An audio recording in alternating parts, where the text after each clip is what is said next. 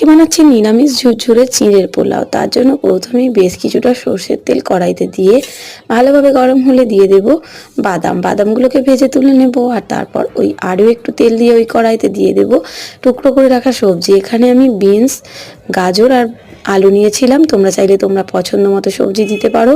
ওগুলোকে পরিমাণ মতো নুন হলুদ দিয়ে ভেজে নেব। আর তারপর ভেজে রাখা বাদামগুলোর মধ্যে দিয়ে দেবো।